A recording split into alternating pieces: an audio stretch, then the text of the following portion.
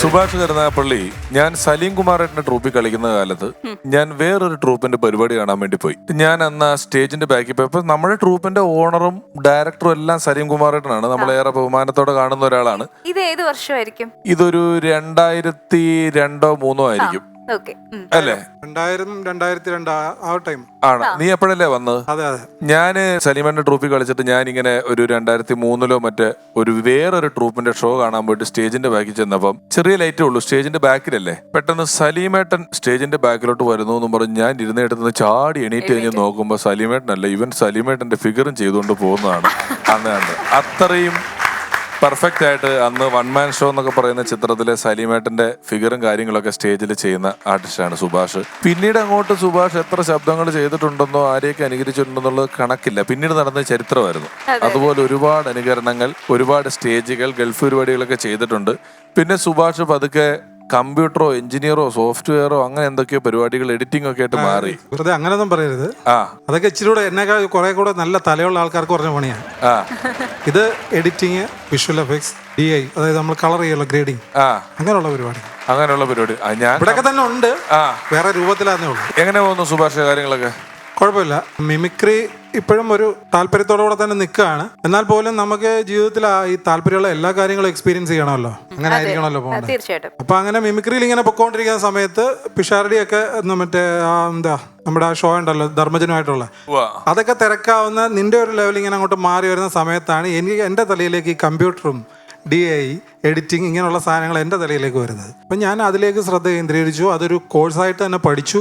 അത് ചെന്നൈയിൽ ഇമേജ് എന്ന് പറഞ്ഞ ഇൻസ്റ്റിറ്റ്യൂട്ടിൽ പഠിച്ച് അത് കോഴ്സായിട്ട് കംപ്ലീറ്റ് ചെയ്ത് ഇപ്പോൾ വർക്കുകൾ ചെയ്തു പോകുന്നു. അതാണ് ഇപ്പോഴത്തെ അവസ്ഥ. ഇപ്പോഴും വിനയം വിട്ടിട്ടില്ല. നമ്മളൊക്കെ എത്ര പരിപാടികളില്ലാത്ത അവസ്ഥ, നല്ല തിരക്കുള്ള സ്റ്റുഡിയോയുടെ ഓണറാണല്ലോ, വിനയം വിട്ടിട്ടില്ല. അന്ന് കമ്പ്യൂട്ടറൊക്കെ വന്ന് നല്ല ബുദ്ധി തോന്നി. അതെ അതെ. പക്ഷേ വേറെ എന്തൊക്കെയാണ് പുതിയ വിശേഷങ്ങൾ? ഈ ഇതല്ലാതെ കലാപരമായ പരിപാടികൾ, പ്രോഗ്രാമുകൾ ഇപ്പൊ വല്ലപ്പോഴും ഒക്കെ ചെയ്യുന്നുണ്ടോ? പ്രോഗ്രാം നമ്മുടെ ഈ പറഞ്ഞ പോലെ പിഷാരടി പോലെ തന്നെയുള്ള സൗഹൃദങ്ങൾ ഒരുപാടുണ്ടല്ലോ. അപ്പൊ അവരൊക്കെ ഇടയ്ക്ക് വിളിക്കാറുണ്ട്. വിളിക്കുമ്പോ സുഭാഷിന്റെ എനിക്കൊരു വലിയ ഓർമ്മ, സുഭാഷ് അന്ന് വലിയൊരു വിഗും കാര്യങ്ങളും ഒരു കണ്ണടയൊക്കെ വെച്ചിട്ട് സ്റ്റേജില് സിംഗർ ഹരിഹരന്റെ ഫിഗർ ചെയ്യുമായിരുന്നു. അപ്പൊ സുഭാഷ് വിഗ് മേടിച്ച കടയിൽ നിന്ന് തന്നെ വിഗ് മേടിച്ചിട്ട് വേറൊരാള് സന്തോഷ് കോട്ടയം എന്ന് പറഞ്ഞൊരു മിമിക്രി ആർട്ടിസ്റ്റ് ഉണ്ടായിരുന്നു, AK ആന്റണി സാറിന്റെ ഫിഗറൊക്കെ ചെയ്യുന്നത്. അദ്ദേഹം മരിച്ചുപോയി. അപ്പൊ ഈ സന്തോഷ് കോട്ടയം ഒരു ദിവസം സുഭാഷിനെ വിളിച്ചിട്ട്, എടാ സുഭാഷേ, നീ വിഗ് മേടിച്ച അതേ കടയിൽ നിന്ന് തന്നെയാണല്ലോ ഞാനും വിഗ് മേടിച്ചത്, എന്നിട്ട് എനിക്ക് ഫിഗർ കിട്ടുന്നില്ലല്ലോ എന്ന്. ഒരു ബന്ധമില്ല അതുമായിട്ട്, വേറെ മുഖമാ പുള്ളിക്ക്, എന്നിട്ട് ഈ ഫിഗർ കിട്ടുന്നില്ലെന്ന് പറഞ്ഞിട്ട് നിൽക്കുന്ന ആളാണ്. ഇതിന്റെ പ്രാക്ടീസ് അപ്പൊ എപ്പോഴാണ് സുഭാഷ് ചെയ്യുന്നത്? ഇതൊന്ന് പൊടി തട്ടി വെക്കാനായിട്ട് ഈ കമ്പ്യൂട്ടറിന്റെ ഒക്കെ പരിപാടിയുടെ ഇടയില്? ഇത് വീട്ടില് അതിന് പറ്റിയ ഓഡിയൻസ് ഉണ്ട്. ഒന്ന് എന്റെ മോള് ഇപ്പൊ 9ാം ക്ലാസ്സിൽ പഠിക്കുന്നു, ദേവി പാർവതി. പിന്നെ മോൻ വന്നിട്ട് 5 വർഷമായുള്ളൂ, 5 വയസ്സേ ആയുള്ളൂ. അവന് ഞാൻ ഈ കമ്പ്യൂട്ടറിന് മുമ്പ് ഇരിക്കുന്ന മാത്രമേ കണ്ടിട്ടുള്ളൂ. സ്റ്റേജിൽ കിടന്ന് വിരകുന്ന കണ്ടിട്ടില്ല. അത് കണ്ടിട്ടുള്ളത് മോള് മാത്രമാണ്. അപ്പൊ മോള് ഒരു നല്ല ഓഡിയൻസ് ആണ്. അവള് നല്ല രീതിയിൽ സപ്പോർട്ട് ചെയ്യും.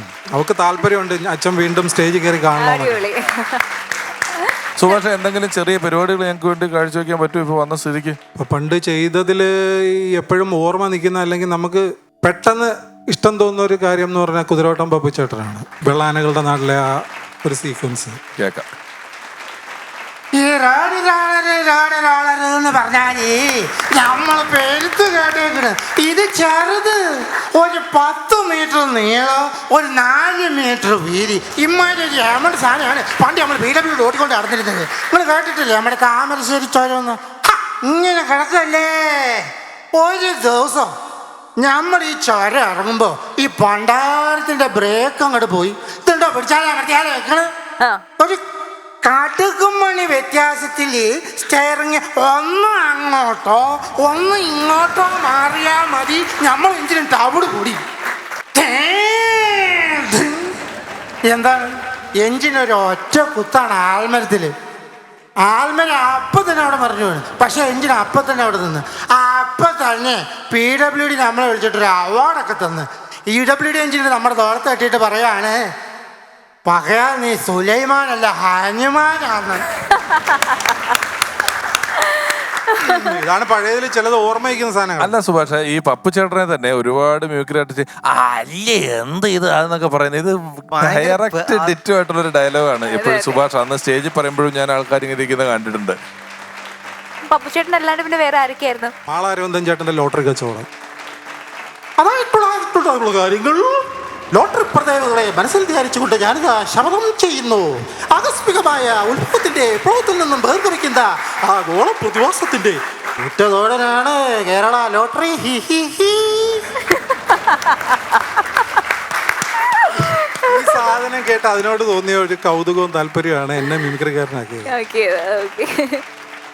പപ്പു ചേട്ടനെയും മാളച്ചേട്ടനെയൊക്കെ അസാധ്യമായിട്ട് അനുകരിച്ചു. ഇപ്പം രമേശ് ചേട്ടൻ പറഞ്ഞതുപോലെ തന്നെ അതിൻ്റെതായ പെർഫെക്ഷനോട് കൂടി പെർഫെക്ഷനിൽ ഒരു വ്യത്യസ്തത കൊണ്ടുവന്ന് അനുകരിച്ചു. അപ്പം ഇതുപോലെ ഉള്ള മറ്റ് പെർഫോമൻസുകൾ ഏതൊക്കെയായിരുന്നു പെട്ടെന്ന് ഇവിടെ നമുക്ക് വേണ്ടി പെർഫോം ചെയ്യാൻ പറ്റുന്ന? ഒരു ഓർമ്മ വരുന്നൊരു സാധനം, നമ്മുടെ ഈ മാളാരവിന്ദൻ ചേട്ടൻ്റെ ഒരു പ്രത്യേകത എന്ന് പറഞ്ഞു കഴിഞ്ഞാൽ ഒരു ഡയലോഗ് പറഞ്ഞിട്ട് അതിനെ മറ്റൊരു ശൈലിയിലും കൂടി പറയും. അതെ, പോടാന്ന് പറഞ്ഞിട്ട് പോടാ എന്നും കൂടെ പറയും. അപ്പൊ അങ്ങനെ ഉള്ള ഒരു സംഭവമാണ്. അതായത് മാളാരവിന്ദൻ ചേട്ടൻ ഒരു വക്കീലാണ്. ഇപ്പൊ പുള്ളി കോടതിയിൽ വരുന്നു, പുള്ളി വാദിഭാഗം വാദികയാണ്. ബഹുമാനപ്പെട്ട കോടതി, ഒരു കാര്യം മനസ്സിലാക്കണമെന്ന് ഇവനാണ് ഇത് ചെയ്തതെന്നുള്ള എല്ലാ തെളിവുകളും എൻ്റെ കയ്യിലുണ്ടെന്ന് ഇവന് മതിയായ ശിക്ഷകൾ നൽകി ഇവനെ തൂക്കിക്കൊല്ലണം, ഇവനെ പണ്ടാരടങ്ങണം.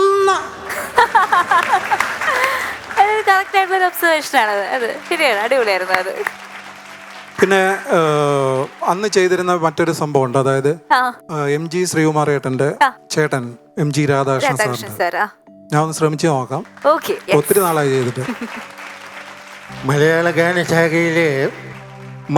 ഗാനശാഖയിലെ ഞാൻ അധികം തന്നെ ചിത്രങ്ങളൊന്നും ചെയ്തിട്ടില്ലെങ്കിൽ തന്നെയും ഞാൻ ചെയ്തിട്ടുള്ള ചിത്രങ്ങളൊക്കെ ഏതാണ്ട് സൂപ്പർ ഹിറ്റുകൾ തന്നെയാണ്. അപ്പോൾ ഈ ദേവാസുരം എന്ന ചിത്രത്തിന് വേണ്ടിയിട്ട് ഞാൻ അന്ന് ഒരു കീർത്തനം പാടുകയുണ്ടായി. അത് മൃദുൽ കൃഷ്ണനാണ് അത് അഭിനയിച്ചിരിക്കുന്നത്. അത് ഇപ്രകാരമാണ്. അതായത് വന്ദേ മുകുന്ദ ഹരേ ജയ ശൗരേ സന്ദാബഹാരി മുരാരേ ദ്വാപര ചന്ദ്രിക ചർച്ചിതമാം നിന്റെ ദ്വാരകാപുരി എവിടെ പീലിത്തിളക്കവും കോലക്കുഴൽ പാട്ടും അമ്പാടി പൈക്കളും എവിടെ ക്രൂരനിഷാദ ശരം കൊണ്ടു നീറുമി നെഞ്ചിലെന്നാത്മപ്രണാമം പ്രേമസ്വരൂപനം സ്നേഹസതീർത്ഥ്യന്റെ കാൽക്കലൻ കണ്ണീർ പ്രണാമം.